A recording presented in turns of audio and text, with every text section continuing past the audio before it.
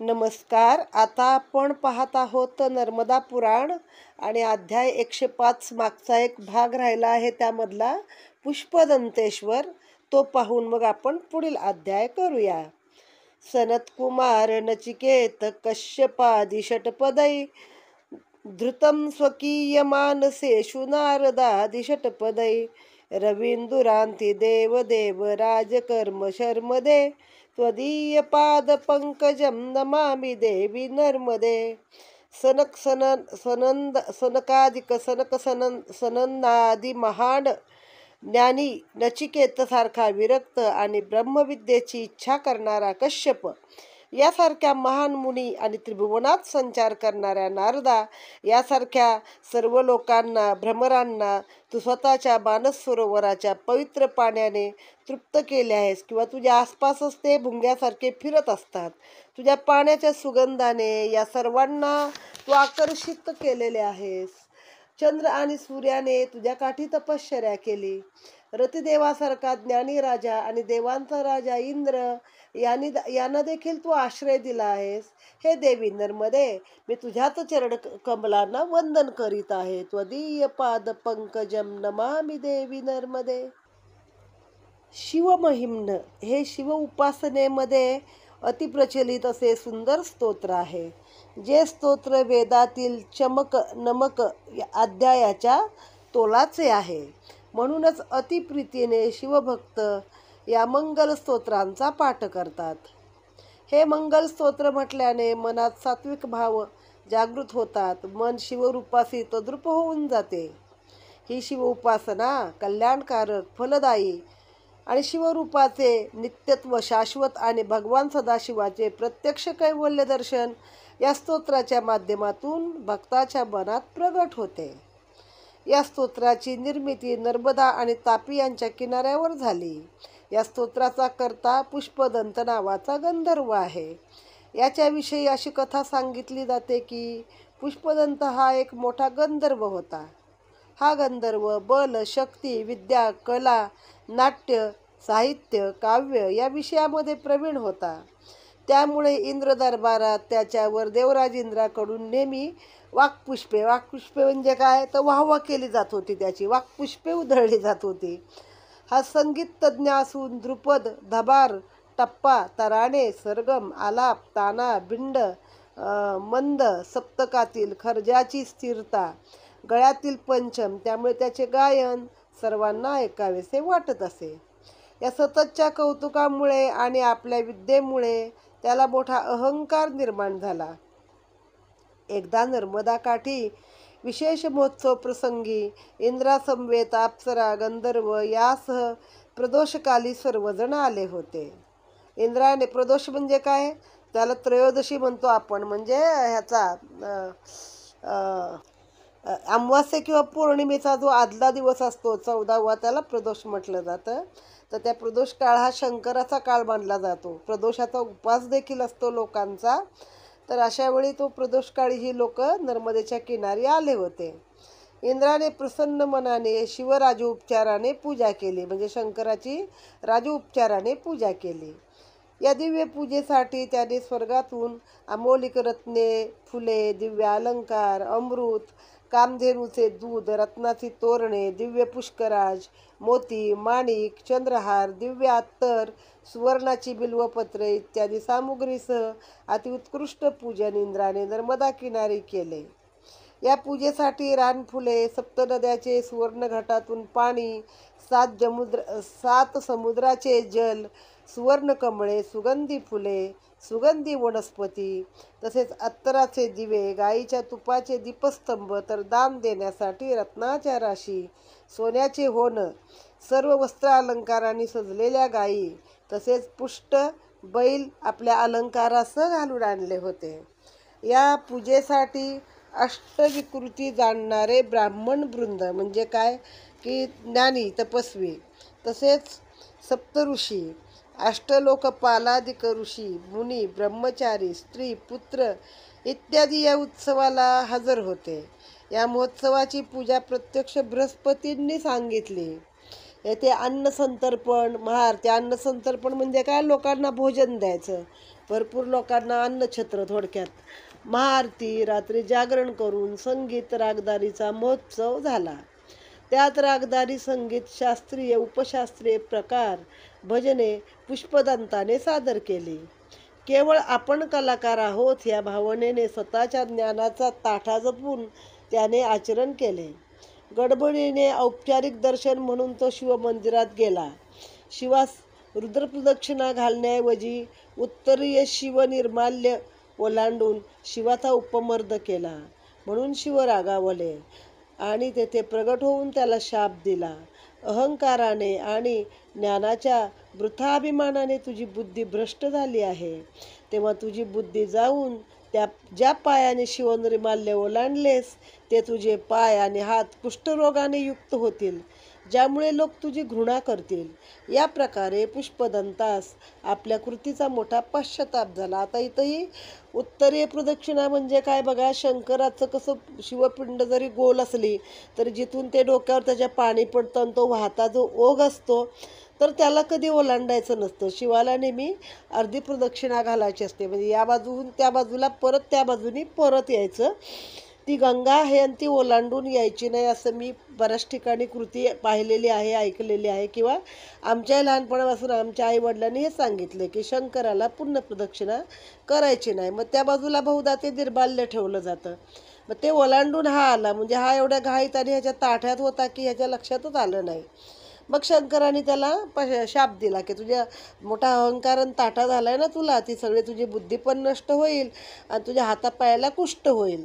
मग त्याला पश्चाताप झाला आपण काय केलं त्याचा. मग त्याने विनयपूर्वक जगत संचालक सदाशिवाची स्तुती केली आणि घडल्या प्रकाराबद्दल दीन स्वरात माफी मागितली. करुणाघन शिवानी त्याला तप करण्यास सांगितले. पुष्पदंताने येथे अतिउग्र तप असे 12 वर्षे केले. नित्य नर्मदा जलाने, तर कधी तापीचे स्नान, कधी नर्मदेचे स्नान, कधी पाण्यात उभे राहून तपश्चर्या, तर कधी रखरखत्या उन्हात पंचाग्नी साधन करून त्याने आशुतोष शंकराची कृपा प्राप्त करून घेतली. पुन्हा गेलेली त्याची बुद्धी त्याला परत मिळाली. आता त्याला सतत असे वाटू लागले की आपल्याला शिवदर्शन झाले पाहिजे. आर्ततेने त्याने शिवमहिम्नातील श्लोक रचण्यास सुरुवात केली. ते स्तोत्र म्हणताना त्याच्या डोळ्यातून अश्रू घळघळ ओघळत होते. चूक झाली तरीही शिवशंकरांनी आपल्या विद्येवर प्रसन्न होऊन योगियांना दुर्लभ असे असणारे दर्शन दिले आणि याची कृतज्ञता वाटून भगवंताच्या औदार्याचे पुष्पदंताला विशेषत्व जाणू लागले. महिम्नाचे 43 श्लोक पूर्ण होताच शिवशंकर सपरिवार प्रगट झाले. पश्चाताप दग्ध पुष्पदंतास उचलून धरले. म्हणजे हे कधी त्याला दर्शन झालं होतं मागच्या वेळी जेव्हा आपली चूक झाली तेव्हा रागावून का होईना शंकर आले ना पुढं आणि त्यांनी त्याला शाप दिला आणि परत उशापही दिला. मग ते आठवून त्याला वाटायला लागलं की जे योग्यांना पण मिळत नाही असं दर्शन त्यांनी मला तेव्हा पण दिलं आहे तर आता पण देतील. मग 43 श्लोक पूर्ण होताच शंकर आपल्या परिवारासह आले आणि पश्चाताप दग्ध पुष्पदंतास उचलून धरले. भगवंताचा स्पर्श होताच तो पुलकित झाला. शिवशंकर म्हणाले, हे पुष्पदंता, तुझ्या या स्तोत्राने मी प्रसन्न आहे. जे लोक हे स्तोत्र पठण करतील त्यांना वैदिक मंत्राने मला अभिषेक केल्याचे पुण्य मिळेल. तसेच हे स्तोत्र पठण आबालवृद्ध स्त्री पुरुष म्हणू शकतील. त्यामुळे वाचा शुद्धी होऊन अनेक सिद्धी मिळतील. तसेच प्रदोषकाळी, संक्रांत, पर्वकाल, श्राद्धतिथी यावेळी म्हटल्याने पित्रासही उत्तम लोकांची गती मिळेल. तसेच भौतिक संपदा, ज्ञान, यश, प्रतिष्ठा याचा लाभ होईल. हे तीर्थक्षेत्र प्रकाश या नावाने तापी नदीच्या दक्षिण तटावर नर्मदा परिक्रमेच्या बाहेरच्या रस्त्यावर येते. पुष्पदंताने पुढे येथे मंदिर बांधले. या मंदिराची स्थापत्यविद्या बरीच प्राचीन आणि पक्क्या स्वरूपाची आहे. हे मंदिर छोटे असले तरी त्याची बांधणी अतिशय चित्तवेधक आणि प्रसन्न आहे. मंदिराचे शिखर पिरॅमिडसारखे असून त्याचे 4ही कोन हे 90 अंशात आहेत. तसेच गर्भगृह, तीर्थमंडप आटोपशीर असून महादेवाची पिंड अतिशय सुंदर असून स्वयंभू यज्ञोपवीत या पिंडीवर आहे. आजही ते प्रत्यक्ष पाहावयास मिळते. येथे अन्नदान आणि परिक्रमावासियांची उत्तम सोय होते.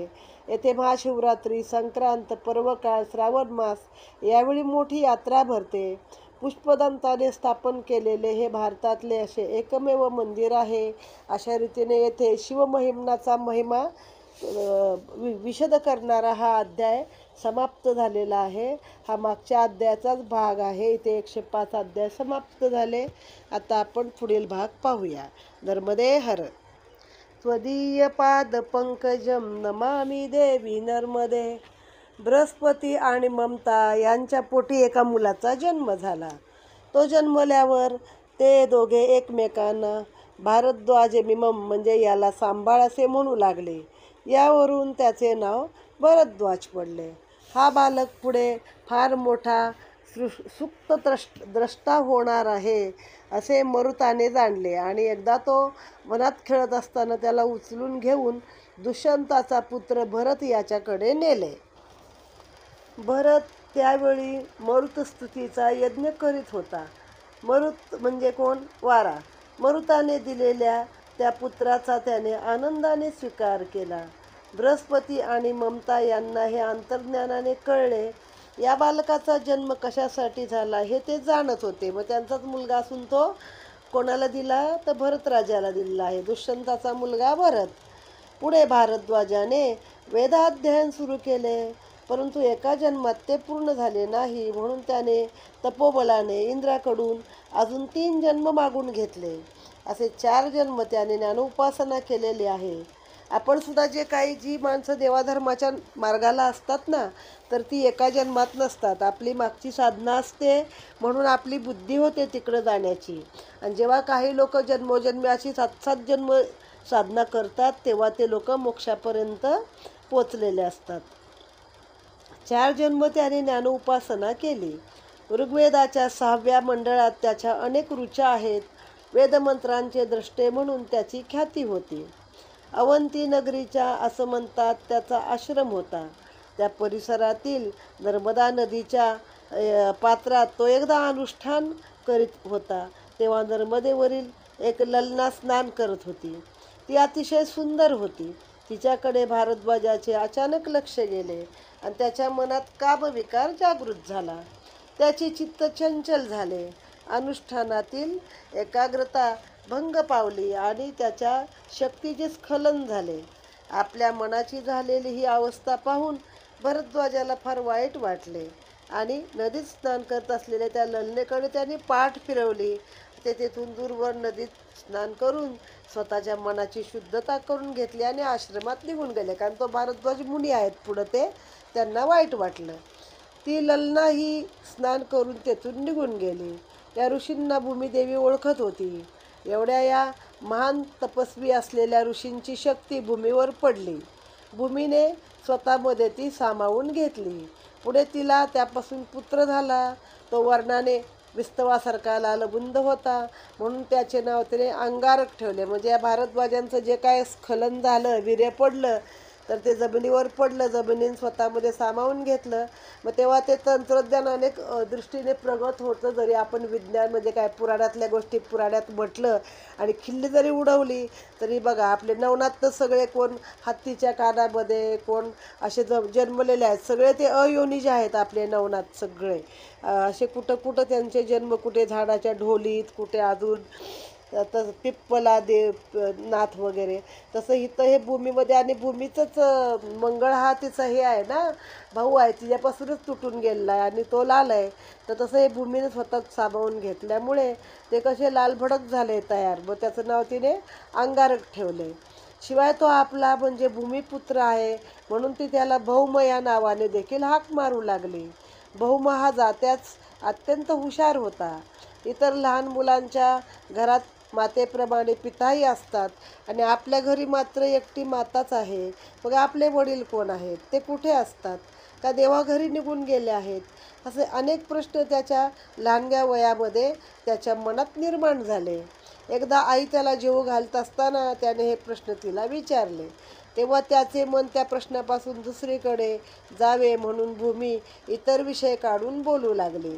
पण तरीही भौम काही आपले मूळ प्रश्न सोडीना आणि आईने ही माहिती सांगितल्याशिवाय आपण एकही घास घेणार नाही असे म्हणून तो तिच्या मांडीवर तसाच बसून राहिला. मग भूमी मातेचाही नाईलाज झाला आणि तिने तुझे पिताजी भारद्वाज ऋषी आहेत, आपल्या ईशसेवेत क्षण आणि क्षण त्याच्या कारणी लागावा म्हणून ते घरी येत नाहीत असे सांगून त्याची समजूत काढण्याचा प्रयत्न केला. पण बालभौम कसला वस्ताद, तो तिला म्हणाला, माझ्या मित्राच्या तोंडून मी भारद्वाज ऋषींचे अनेक वेळा नाव ऐकले आहे. ते वेदमंत्राचे द्रष्टे आहेत असे सर्वजण म्हणतात. मग मलाही ताताप्रमाणे ज्ञानी व्हायचे आहे. तू मला उद्या त्यांच्याकडे घेऊन चल, तरच मी आता जेवेन, नाहीतर मी कधी जेवणारच नाही असे बालभौमाने निश्चयाने सांगितले. या बालहट्टापुढे भूमीचे काही चालेना. तिने त्याच्या म्हणण्यास होकार दिला. मगच भौमाने तिच्या हातातील अन्नाचा घास घेतला. तो जेवला हे पाहून भूमी मातेचे मन आनंदले. पण तो आनंद जरा वेळच टिकला. आता हा मुलगा, आपला लाडका जीव आपल्यापासून दूर जाणार या कल्पनेने तिचे डोळे, मन आणि हृदय भरून आले. दुसरा दिवस कधी उगवतो याकडे बालभौम डोळे लावून बसला होता आणि आजचा दिवस कधी मावळूच नये असे विचार भूमिमातेच्या मनात येत होते. पण काळपुरुषाला अशा असंख्य उलट्या सुलट्या विचारांची आणि कल्पनांची कधीही तमा नसते. तो त्याची गती असते त्याप्रमाणे चालतच राहतो. तो कधी त्यामध्ये बदल करत नाही. दुसऱ्या दिवशीचा अरुणोदय झाला आणि बालभौम पथारीवरून उठला. उठताच म्हणाला, आई, सूर्यनारायण उगवला, चल आपल्याला आता निघायचं ना. भूमातेच्या मुखातून शब्द फुटत नव्हता. पुत्राचा विरह होणार या कल्पनेने ती व्याकुळ झाली. नुसत्या मानेनेच त्याला होकार दर्शवून तिने त्याला सुवासिक तेल उटणे लावून न्हाऊ घातले. त्याच्या कपाळी कुंकुम तिलक लावून त्याला औक्षण केले. पक्वान्नाचे भोजन त्याला मांडीवर बसवून भरविले आणि मोठ्या जड अंतःकरणाने ती आपला भारद्वाज ऋषींच्या आश्रमात त्याला घेऊन आली. भौम हा आपलाच पुत्र आहे हे तपसामर्थ्यामुळे भारद्वाज जाणत होते. त्यांनी भूमी आणि भौम यांना आपुलकीने आश्रमाच्या आत बोलवले. त्यांना बसण्यासाठी आसन दिले. भूमीने त्यांना येण्याचा हेतू सांगितला. परंतु जगाचे पालनपोषण करण्यासाठी अन्नधान्य निर्मितीच्या कार्यात खंड पडू नये याकरता स्वतः मात्र तेथून लागलीच जाणार असल्याची कल्पना देखील दिली. तेव्हा भारद्वाजाने तिला अनुमती दिली. तेव्हा त्याचा निरोप घेऊन आणि स्वतःच्या हाताने भौमपुत्राला त्यांच्या मांडीवर बसवून भूमिदेवीने तेथून काढता पाय घेतला. जाताना मागे वळून पाहावे असे तिला वाटत होते, पण तिच्याच्याने मागे वळून पाहवत देखील नव्हते. तिच्या या एका डोळ्यातून आनंदाश्रू, दुसऱ्या डोळ्यातून विरहाचे, दुःखाचे अश्रू ओघळत होते. भारद्वाज ऋषींच्या आश्रमात आलेला भौम 8 वर्षाचा होता. भारद्वाजाने सुमूर्त पाहून त्याचे मौजीबंधन केले. त्याला गायत्री मंत्राची दीक्षा दिली. हळूहळू 4ही वेद त्याला शिकवले. अत्यंत कुशाग्र असलेल्या भौमाने वेदविद्या लवकर आत्मसात केली. त्याची ती कुशाग्र बुद्धिमत्ता पाहून भारद्वाजांनाही त्याचे कौतुक वाटू लागले.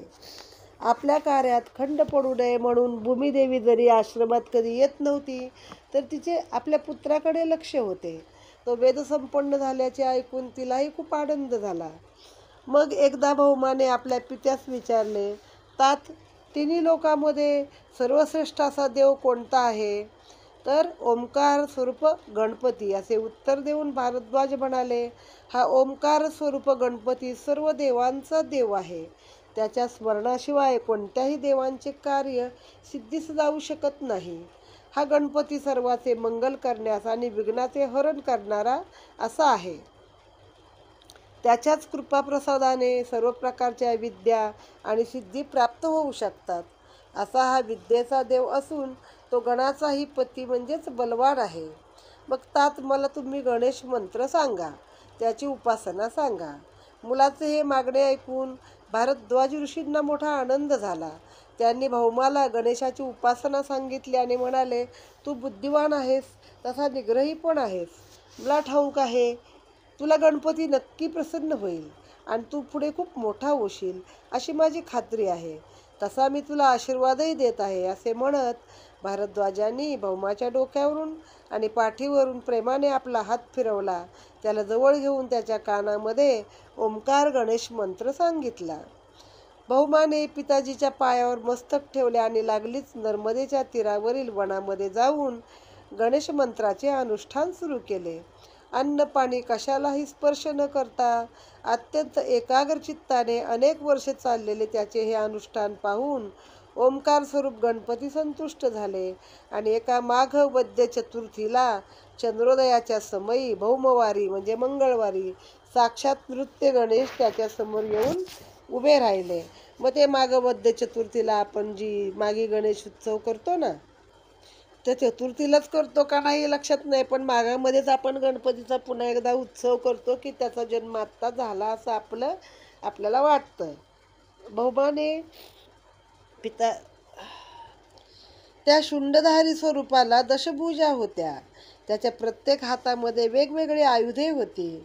ते दर्शन होताच भौमाच्या आनंदाला पारावार राहिला नाही. त्याने ओंकार स्वरूपाचे चरण घट्ट धरून ठेवले. तेव्हा त्याला उठवत त्याच्या अंगावरून आपली करकमले हात फिरवत गणपती म्हणाले, हे भूमिपुत्रा, तू बालवयातही केलेली तपश्चर्या पाहून मी संतुष्ट झालो आहे. तुला हवा तो वर मागून घे. त्यावर बालभौम म्हणाला, देवादिदेवा, मंगल या नावाने लोक तुम्हाला ओळखतात. मलाही तेच नाव प्राप्त व्हावे व मला तुमचे सानिध्य कायमचे हवे आहे. पण तुमचे वास्तव्य तर स्वर्गात असते. तिथे यायचे तर अमृत मिळावे लागते. मला तेथे वस्ती करता यावी. असे करा. शिवाय ज्याच्या कृपाप्रसादाने मला तुमचा लाभ झाला त्या माझ्या मात्या पित्यांवरही तुमची सतत कृपादृष्टी राहावी, एवढीच माझी प्रार्थना आहे. तथास्तु, असे श्री गणेश ओंकार स्वरूप गणेश म्हणाला. मुला, तुला या सर्व गोष्टी प्राप्त होतीलच, पण मी तुला मंगळवारच्या संकष्टी चतुर्थीला आज दर्शन दिले आहे. तेव्हा यापुढे मंगळवारी येणारी चतुर्थी ही संकष्टी चतुर्थी म्हणून तुझ्या नावाने अंगारकी म्हणून ओळखली जाईल. अच्छा, म्हणून ते आहे, त्याचं नाव अंगारक ठेवलं म्हणून ती मंगळवारी त्याला दर्शन दिलं ना, भौमवारी म्हणजे मंगळवारी, म्हणून ती अंगारकी चतुर्थी झाली. या दिवशी जे माझी उपासना व चतुर्थी करण्याचे व्रत करतील त्यांच्या मनीषा पूर्ण होतील. इतकेच नव्हे तर त्यांना 12 चतुर्थ्या केल्याचे पुण्य लाभेल आणि त्याशिवाय मंगल या नावाने तू प्रसिद्ध पावशील आणि ग्रहाच्या मालिकेमध्ये तुला स्वर्गात स्थान मिळेल. पण हे सर्व प्राप्त होण्यासाठी तू आधी अवंती नगरीचा राजा होशील. म्हणजे पृथ्वीपासून सुटून वेगळा झालेला एक जो भाग आहे तोच हा मंगल आहे आणि तोच मंगळ आहे म्हणून तो लाल आहे. बघा, आपण तिने सांगितलं जन्मापासून तो लालच होता. मग असे वर देऊन गणपती नर्मदा नदीत जाऊन गुप्त झाला. तो नदीत गुप्त झाला आहे, आपण त्याला धुंडून काढू या भक्तिभावाने भौम तथा अंगारक नदीच्या पात्रात गेला. त्याने ते पाणी आपल्या ओंजळीत घेऊन त्यात गणेश दिसतो का असे पाहण्यास सुरुवात केली. तेव्हा त्याला आपल्या ओंजळीत नर्मदेतील त्याच्याच रंगासारखे तांबडे लहान मोठे खडे आल्याचे दिसले. अनेक वेळा तो आपल्या ओंजळीत नर्मदेचे जल घेऊ लागला आणि प्रत्येक वेळी हे तांबडे खडे त्याच्या ओंजळीमध्ये येऊ लागले. त्यामुळे त्याला प्रश्न पडला, आता एवढे मोठे खडे आले, अनेक वेळा पाणी घेतलं तरी तेच आहेत, तेच तांबडे खडे पुन्हा पुन्हा दिसत आहेत. त्या खड्यांमध्ये त्याला थोड्या वेळापूर्वी प्रत्यक्ष दर्शन देऊन गुप्त झालेला गणपती दिसू लागला आणि म्हणून नर्मदेमध्ये सापडणारे तांबडे खडे हे गणपती मानतात. त्यांना तांदुळा गणपतीच्या मूर्ती असे समजतात. त्या गणपतीला सोंड, हातपाय, डोळे वगैरे अवयव असतात. मग ते आपले पाहवतच आहे ना शेवटी.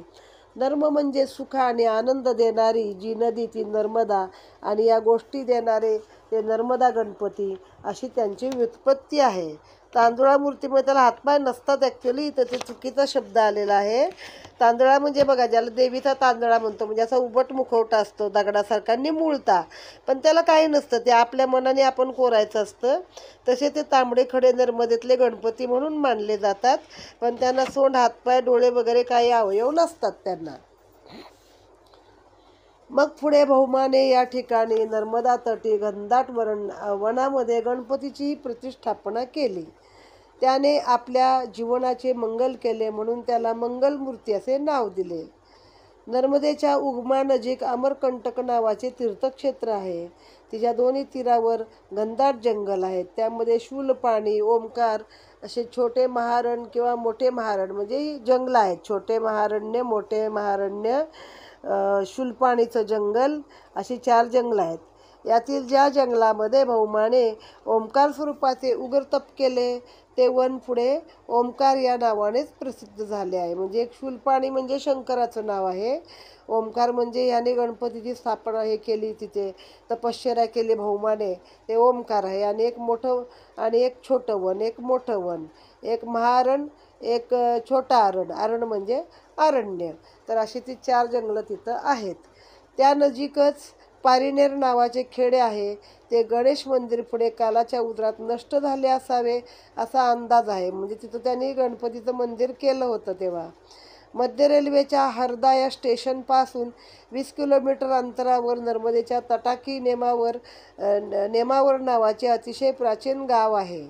आणि तेथे सिद्धेश्वराचे भव्य दगडी मंदिर असून या मंदिरात 6 भाऊची एक नृत्यमान गणेश मूर्ती आहे, नृत्य करणारी. भौमाने प्रतिष्ठापना केलेली ती ही मूर्ती असण्याची देखील शक्यता वाटते. पुढे बघ, हा भौम अवंती नगरीचा अधिपती झाला. मंगल आणि कुंज ही त्यांचीच नावे आहेत. म्हणजे तो राजा कुठं झाला? अवंती नगरीचा झाला. मध्य प्रदेशातच अवंती नगरी आहे. तो रक्तवर्णी असून त्याला तांबडी फुले अत्यंत प्रिय आहेत. त्याला 4 हात आहेत. अवंती तथा उज्जैनी मध्येच क्षिप्रा नदीच्या तीरावर त्याचा जन्म झाला. एक रक्तवर्णी नाव आहे, दुसरं त्याचं मंगल नाव आहे आणि कुंज हे नाव आहे. तर क्षिप्रा नदी कुठे आहे? मध्य प्रदेशामध्ये. अवंती नगरी म्हणजे आत्ताची उज्जैन, तिथे जन्म झाला. या ठिकाणी एक शिवालय असून त्याला मंगलेश्वर म्हणतात. पुढे श्री गणेशाने वर दिल्याप्रमाणे या मंगळाला अमृत मिळाले आणि तो स्वर्गात नवग्रहामधील 3रा आणि सूर्यकुलामधील 4था ग्रह म्हणून स्थायिक झाला. मंगळवार हा त्याचा वार आहे. या दिवशी जी संकष्टी चतुर्थी येते तिला अंगारिका असे म्हटले जाते. ओम ह्रीं श्रीं नर्मदाये नमः असा नर्मदेचा मंत्र आहे. नर्मदा सदृश्य लोकेन गंगा पिवरानने म्हणजे नर्मदेसारखी पवित्र नदी गंगा सुद्धा नाही असे पुराणामध्ये म्हटलेले आहे. असे हे नर्मदेचे, मंगळाचे आणि नर्मदा गणपती मंगलमूर्ती यांचे महात्म्य सुखकारक आणि आनंदकारक आहे. पुढे मांडवगड किंवा मंडूगड येथील एक प्रचलित लोककथा आहे. ती पण या अध्यायामध्ये घेतलेली आहे. आता हे काही लेखकांनी जरी नर्मदा पुराणात नसेल तरी पुढची माहिती सांगितली आहे. राणी दुर्गावती आणि नर्मदा. इसवी सन 14व्या शतकाच्या आधी नर्मदेच्या परिसरात गौंड राजाची राजधानी होती. ही ऐतिहासिक घटना म्हणायला हवी. श्री केशव दीक्षित यांनी गौंड राणी दुर्गावतीच्या शासनकाळातील 3 वैशिष्ट्ये सांगितलेली आहे. उर्वरा सर्वतो भूमी, मध्यतो नर्मदा नदी, विज्ञा दुर्गावती राणी, गडा राज्ये त्रयोगुणा. म्हणजे 4ही बाजूनी सुपीक जमीन आहे, मध्ये नर्मदा नदी वाहते आहे आणि विदुषी दुर्गावती नावाची जी राणी आहे असे 3 गुण गडा तिच्या राज्याच्या गड्या आहेत मोठ्या. या भागात निळकंठ पक्षी आणि नर्मदा नदी यांचे अनन्यसाधारण महत्त्व आहे. निळकंठ पक्षी हा अत्यंत शुभ मानला जातो. जर प्रश्न अनिर्णित राहिला तर नर्मदेचा आणि पक्ष्यांचा कौल घेतला जातो. तो सर्वमान्य असतो. म्हणजे एखादा प्रश्न सुटत नाही तर ते निळकंठ पक्षी दिसला तर ते लोक मान्य करतात हो म्हणून. गडा राज्याचे राजा नागदेव यांच्या पोटी पुत्रसंतान नव्हते. राज्यकारभार कोणावर सोपवावा हा यक्ष प्रश्न होता. आपल्या प्रजाजनासह मंत्री आणि अधिकाऱ्यासमवेत राजा नागदेव नर्मदा तीरी आला. सर्वांमते असे ठरले की निळकंठ पक्षी सोडावा. तो ज्याच्या खांद्यावर डोक्यावर जाऊन बसेल तो गडा राज्याचा उत्तराधिकारी होईल. राजाने नीलकंठाला उंजळीत धरून वर सोडले. तो पक्षी जारोदरायाच्या मस्तकावर बसला. हा जारोदराय गोदावरी काठचा, महाराष्ट्रात राहणारा. तो नोकरीनिमित्ताने तेथे आला होता. पण पुरुषस्य भाग्य म्हणतात तसे झाले आणि हा गडा राज्याचा राजा झाला. म्हणजे महाराष्ट्राचा माणूस तिकडे गेला, त्याचं नशीब फळफळलं आणि तो तिथे राजा झाला. जादवराय म्हणजे हे जाधव वगैरे इकडचे तिकडे जादवराय झाले. आणि मग त्या राजाने काय केलं तर आपली कन्या त्याला दिली. व राजा नागदेवाने आपली कन्या त्याला दिली आणि तो जावई झाला. पुढे या गौड वंशात प्रभावशाली संग्रामशाह झाला. त्याचा मुलगा दलपती शाह. त्याचा विवाह चंदेल राजाच्या रूपवती कन्नोशी झाला. त्या दुर्गावतीशी झाला. 4 वर्षातच दुर्गावतीला वैधव्य प्राप्त झाले. म्हणजे आता हे पुढच्या पिढ्या दिल्यात. हा जो सुरुवात दिली गौड राजांची. गौडांचं राज्य बऱ्याच ठिकाणी आहे. गौड नाही, ॲक्च्युअल गोंड जमात, म्हणजे खरं आपण आदिवासी मानतो त्यांना. गौड वेगळे, गोंड वेगळे. तर ह्या गोंडांचं राज्य होतं ते पुढं. मग तो काय झाला, तो मराठी माणूस बसला. मग त्याची नावं झाली कशी, दलपती झाला. त्याचा विवाह चंदेल राजाच्या कन्येशी झाला. पहिला संग्रामशाह झाला त्या ह्याला, जादवरायला संग्रामशाहचा मुलगा दलपती. पण तो मात्र लवकरच वारला. 4 वर्षातच दुर्गावतीला वैधव्य झाले. तिने आपला दत्तक पुत्र अज्ञानवीर नारायणाच्या वतीने राज्यकारभार जवळजवळ 15 वर्षपर्यंत सांभाळला. सन 1564 मध्ये अकबराने कडामणिपूरच्या नवाबाला गोंड राज्यावर चढाई करण्याची आज्ञा केली. त्याप्रमाणे नवाब आसिफ खानाने 10,000 निवडक घोडेस्वार आणि खूप मोठ्या पायदळ घेऊन गोंड राज्यावर स्वारी केली. राणी दुर्गावतीपाशी सैनिक शक्ती त्या मानाने कमी होती, पण तिचे धैर्य आणि तिची निष्ठा अतुलनीय होती. जेमतेम 2,000 सैनिकांच्या सहाय्याने तिने धडाडीने युद्धात उडी घेतली. परिणामाचा अंदाज असून देखील तिने वीरमरण पत्करण्याचे ठरवले. आम्हाला हेच करायला लागलं ह्या मुघल सैन्याच्या पुढं कायम.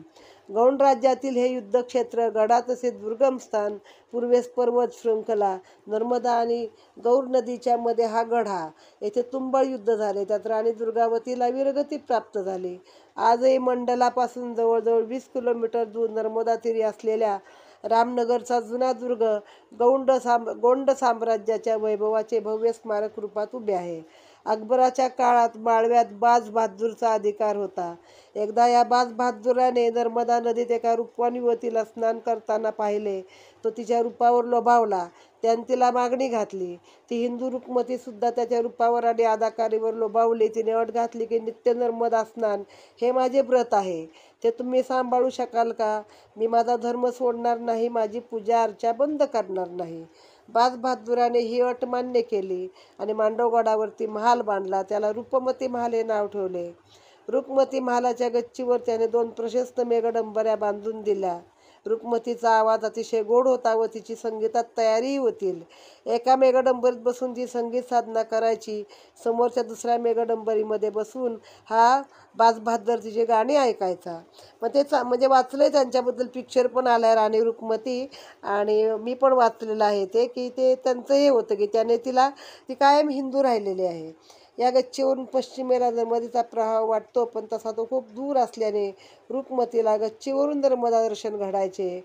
वाऱ्यावर एखादे शुभ्र धोतर वाळवताना फडफडताना दिसावे तसे नर्मदा मैया रुक्मतीला दिसायची. नर्मदेचे दर्शन घेताना तिला मावळत्या रविराजाचे देखील दर्शन व्हायचे. रुक्मतीच्या श्रद्धेला, तिच्या नर्मदा निष्ठेला जणू साथ मिळाली, कारण रुक्मती महालाच्या थोड्याच अंतरावर एका उच्छ्वासा वाटे जलप्रवाह उफाळून आला. तीच ही रेवा, म्हणजे ती रेवा नदी पुढं आहे. आणि त्यामुळे नित्य नर्मदा स्नानाचे व्रत ही त्या रूपसुंदरीला पाळता आले. आजही मांडवगडावरती ते रेवा कुंड अस्तित्वात आहे. तर ही थोडीशी एक्स्ट्राची माहिती यात लेखकांनी भरली आहे म्हणून मी वाचली. तर इथं हा अध्याय समाप्त झाला आहे. मूळ आपली कथा कोणाची आहे, तर मूळ कथा आहे नर्मदा गणपती कसा झाला त्याची आहे. आणि मग तो मंगळरूपी झाला आणि नवग्रहात त्याला स्थान मिळाले. आणि इथे हे अध्याय महात्म समाप्त. नर्मदे हर. त्वदीय पाद पंकजम नमामि देवी नर्मदे. अध्याय 107. चाणक्य तीर्थ महिमा. श्री मार्कंडेय म्हणतात, राजन, तुला चाणक्य तीर्थाचा महिमा सांगतो. राजन, हा चाणक्य कोण आहे असा तुला प्रश्न पडेल, तर मी सांगतो. हा सूर्यवंशी शुद्धोधनाचा नातू आणि इक्ष्वाकू वंशाचा पुत्र चाणक्य होता. याच्याच कुळात प्रभू रामचंद्राचा जन्म झाला आहे. हा राजा मोठा पराक्रमी, शूर, प्रजादक्ष आणि सर्व देवदेवतांना पूज्य मानत होता. एकदा शुभ कर्म करताना 2 कावळे त्याच्या जवळ आले आणि त्याला शिवले. तो मनात म्हणू लागला, सर्व पशुपक्ष्यांना अन्न पाणी देत असतो, पण आज मुद्दाम शिवून कावळ्यांनी माझ्या व्रताचा भंग केला. हे जाणून त्या राजाने त्या 2 कावळ्यांना पकडले आणि त्यांना ठार मारू लागला. त्यावेळी ते कावळे म्हणाले, राजन, आम्हाला मारू नकोस. आम्ही सुंद आणि उपसुंद नावाच्या गंधर्वाचे पुत्र आहोत. आमच्या कर्मगतीमुळे आम्हाला काकयोनीत यावे लागले. राजन, तुझ्या कृपेनेच आम्ही या योनीतून मुक्त होऊन जाऊ. तुझ्या पुण्यकर्माच्या काही अंशाचे आम्हाला सद्गती मिळेल, म्हणून तू तुझे पुण्य देऊन आम्हाला कृतार्थ कर. म्हणजे आता ते सुंद उपसुंदी हा शब्दच आहे बघा मराठीमध्ये, की ते दोन भाऊ होते, सुंद उपसुंद राक्षस होते, आणि मग शेवटी ते देवानी मोहिनी रूप धारण केलं आणि ते तिच्यासाठी आपसात लढून ते दोघं भाऊ मेलेले आहेत, सुंद उपसुंद. तर आम्ही त्यांचे पुत्र आहोत म्हणून. मग राजाला त्या दोन्ही कावळ्यांची दया आली, म्हणून राजाने त्यांना सांगितले, मी तुम्हास पुण्य देईन, मात्र तुम्ही यमलोकाची यात्रा करून यावी. तेथे जाऊन मला यमलोकाचे आणि नरकाचे येऊन कथन करावे. येण्याप्रमाणे ते दोन कावळे दिव्य शक्तीने सदेह यमलोकी गेले. यमदूताला सदेह आलेल्या कावळ्यांचे आश्चर्य वाटले, कारण तिथे सदेह कोणी जात नाही ना, आत्मे जातात. पण ते कावळे शेवटी कोणाचे होते, तर यक्षाची मुलं होती, शापानं कावळे झाले होते. तर ते सदेह तिथं नरकाला जाऊन आले. राजाची तरी इच्छा काय, माझं पुण्य देईन, राजा सगळं करायचा धर्मकर्म, पण मला नरकाचं वर्णन ऐकव म्हणून त्यांना पाठवलेलं आहे. तर या कावळ्यांना कोणताही मानव दानव जीव तेथे सदेह येऊ शकत नाही, तुम्ही कसे आलात हे विचारलं. त्याचे आम्हाला आश्चर्य वाटते. तेव्हा कावळे म्हणाले, आम्ही राजा चाणक्याच्या पुण्यप्रभावाने येथे आलो आहोत. आम्ही यमलोकाची यात्रा करण्यासाठी येथे आलो आहोत. तेव्हा आपण येथील कार्यकारण पद्धती आणि पापियांबरोबरचा व्यवहार कसा आहे तो आम्हाला सविस्तर सांगावा, म्हणजे आम्हाला तो जाऊन राजाला सांगता येईल. त्यावेळी एक एक विभाग यमराजाने सांगण्यास सुरुवात केली. यम म्हणाले, माझ्या हातात एक कालपाश आणि दुसऱ्या हातात धर्मदंड आहे, म्हणून मी कोणताही पक्षपात न करता जो जीव जसे कर्म करील तसे त्याचे फळ देतो. माझ्याजवळ प्रत्येक जीवाने केलेल्या कर्माची नोंद असते. त्याचे सविस्तर टिप्पण करण्याकरता चित्रगुप्त हा प्रमुख ठेवला आहे. जीवाने केलेल्या कर्माची यादी वाचून त्याप्रमाणे मी शिक्षा निश्चित करतो. जे लोक आपला धर्म सोडून आचार करतात त्यांच्या शिक्षा वेगवेगळ्या प्रकारच्या असतात. त्या जीवासच त्या भोगाव्या लागतात. त्या शिक्षेतील वेदना यातना कमी करण्याचे वा त्यात बदल करण्याचे कोणतेही अधिकार कोणाच्याही आवाक्यात नाहीत. प्रत्येक जीवाने कर्मसिद्धांत लक्षात ठेवून शास्त्र विवेकपूर्ण आणि आपली आर्ष परंपरा सांभाळून आपले विधायक कर्म करीत राहावे. तसे पाहता वाचिक, कायिक, मानसिक याद्वारे आपल्या कर्माची निर्मिती होते. हे 3 आयाम जीवाचे कल्याण अकल्याण करण्यासाठी समर्थ असतात. आता बघा, हे वाचिक, कायिक आणि मानसिक कसं सांगितलं आहे, म्हणजे आपलं चांगलं पण आणि वाईट पण. वाचिक म्हणजे आपण चांगले शब्द स्तुती देवाची केली झालं. वाचिक आपण कोणाला शिव्या दिला की ते वाचिक पाप आहे. मानसिक पाप म्हणजे आपल्या मनात जरी कोणाबद्दल वाईट विचार आले, कोणाचं वाटोळं व्हावं, कोणाचं असं व्हावं, तर ते झालं मानसिक पाप. आणि कायिक म्हणजे प्रत्यक्ष आपल्या शरीराने केलेलं कर्म आहे. त्याप्रमाणे क्रमशः एकेकाची शक्ती दुसऱ्याच्या 10 पट वाढवणारी असते. म्हणजेच 3 आयाम जसे मुक्तीला कारण आहेत तसेच ते बंधनालाही कारण आहेत. कायिक पापापेक्षा वाचिक पाप अधिक, त्यापेक्षा अधिक मानसिक पाप. बघा, त्यात पण कसं सांगितलंय, मानसिक पापच अधिक आहे. कारण कुठली कृती, आता या अतिरेकी वगैरे येऊन हे जे पहलगाम घडलं किंवा हल्ले करतात, तर आधी त्यांच्या मेंदूत येतं ना पहिलं मानसिक, आणि मग ते कृतीमध्ये आणतात. मग त्यांनी सांगितलं की कायिकपेक्षा हे वाईट, वाचिक वाईट, आणि वाचिकपेक्षा मानसिक पाप अधिक सांगितलेलं आहे त्यांनी. म्हणून कोणाबद्दलही वाईट चिंतन केले तर ते महापाप होऊन जाते. तसेच चांगले चिंतन, नामस्मरण, मानसपूजा यामुळे मनोबल वाढून आत्मबल वाढते. परिणाम कायिक आणि वाचिक झालेली पापे शुद्ध मनाने केलेल्या विचाराने नाहीशी होतात. दुष्कर असणारा मार्ग सुकर होऊन जातो. हे कावळ्यांनो, ईश्वर भक्तीचे हे सूत्र आहे. या 3ही प्रकारच्या शुद्धी घडल्या की त्यास ताबडतोब ईश्वर प्राप्ती होते. म्हणून हे सुलभ सूत्र लक्षात ठेवून प्रत्येक जीवाने आपला दैनिक व्यवहार करावा. येथे 28 प्रकारचे जगावेगळे नरक आहेत, जसे रौरव, महारौरव, पेषणा, शोषण, कालसूत्र, अस्थिभंजन, तामिस्त्र, अंधतामिश्र, कृमिवह, पुयोद, महाज्वाल, विषभोजन, दंश, यमल पर्वत हे असे आहेत. ही समोरची वैतरणा नावाची नदी आहे. त्या नदीचे पाणी धर्मात्मा पुरुषासाठी अमृतासारखे, तर पापी पुरुषासाठी हेच पाणी रक्तासारखे असते. अशा प्रकारे येथे सर्व जीवांना आपल्या कर्माचा हिशोब येथे घेऊनच द्यावा लागतो. म्हणून प्रत्येकाने दुर्लभ मानवदेहाचे सार्थक करून घेऊन आपल्या कुळाचा देखील उद्धार करून घ्यावा. ज्याचे पितर घोर नरकात पडले असतील तरी त्याच्या कुळातील संततीने पुण्यकर्म केले तर घोर यातनेतून त्यांची सुटका होते. हा सर्व वृत्तांत चाणक्य राजाला जाऊन निवेदन करा. जीवांच्या या शिक्षा पाहून त्या दोन्ही कावळ्यांच्या डोळ्यात अश्रू आले. ते म्हणाले, या लोकांच्या दुःख निवृत्तीचा काही उपाय आहे का? असल्यास आम्हाला सांगा. म्हणजे आता दुःख बाबा बाजूला करता येईल असं काही आहे का?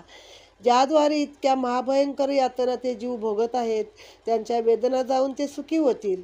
हे विनंतीपूर्वक केलेले कावळ्याचे भाषण ऐकून यम म्हणाला, जे पुरुष नर्मदा काठी शिवलिंग पूजन करून स्नान, दान, जप, पिंडदान, तर्पण करतील त्या संततीचे पितर मुक्त होतील.